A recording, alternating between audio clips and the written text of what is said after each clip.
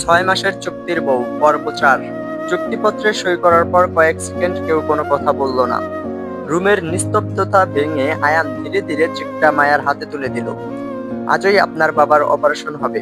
হাসপাতালের সব বিল আমি পরিশোধ করে দিয়েছি। মায়ার চোখ ভিজে উঠল। সে কাঁপা গলায় বলল, আমি জানি না কি বলে ধন্যবাদ দেব আপনাকে। আয়ান শান্তভাবে উত্তর দিল, ধন্যবাদ দেওয়ার দরকার নেই। আমি শুধু চাই এই 6 মাস আপনি চুক্তির সব শর্ত মেনে চলবেন। মায়া মাথা নাড়িয়ে উত্তর দিল, আমি কথা দিচ্ছি। ঠিক তখনই আয়ানের ফোন বেজে উঠল। ওপাশ থেকে তার বিশ্বস্ত সহকারী রাহাত বলল, স্যার, বোর্ড অফ ডিরেক্টর জানতে পেরেছে আপনি বিয়ে করতে যাচ্ছেন। সবাই আগামীকাল আপনাকে আপনার স্ত্রী সহ দেখতে চায়। আয়ান সংক্ষিপ্ত উত্তর দিল, ঠিক আছে। ফোন রেখে সে মায়ার দিকে তাকালো। আগামীকাল সকাল 10টায় আপনাকে নিয়ে রেজিস্ট্রি অফিসে যাব। তারপর আমাদের বিয়ে হবে। মায়া কিছুটা অবাক হয়ে বলল, এত তাড়াতাড়ি? আয়ান বলল, আমার হাতে সময় নেই।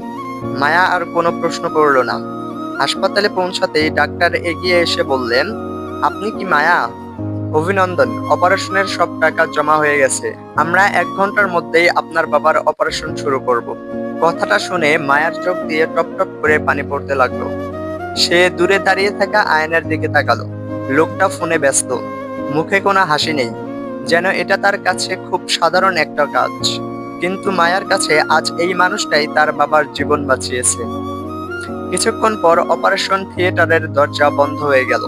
মায়া করিডোরে বসে আল্লাহর কাছে দোয়া করতে লাগলো। হঠাৎ তার পাশে বসে কেউ একটি পানির বোতল বাড়িয়ে দিল। মায়া মাথা তুলে দেখলো আয়ান। আয়ান বলল, কিছু খাননি? পানি খান। মায়া বোতলটা নিয়ে আসতে বলল, আপনি অফিসে যান, আমি সামলে নিতে পারবো। আয়ান ছোট্ট করে বলল, আজ অফিসের চেয়ে আপনার বাবার অপারেশনটা বেশি জরুরি। কথাটা শুনে মায়া কয়েক সেকেন্ড আয়ানের দিকে তাকিয়ে রইল।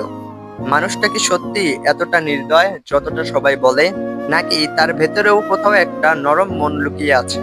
ঠিক তখনই আয়ানের ফোনে আবার একটি মেসেজ এলো, বস, আপনার শত্রুরা খবর পেয়েছে, তারা মেয়েটার উপর নজর রাখছে।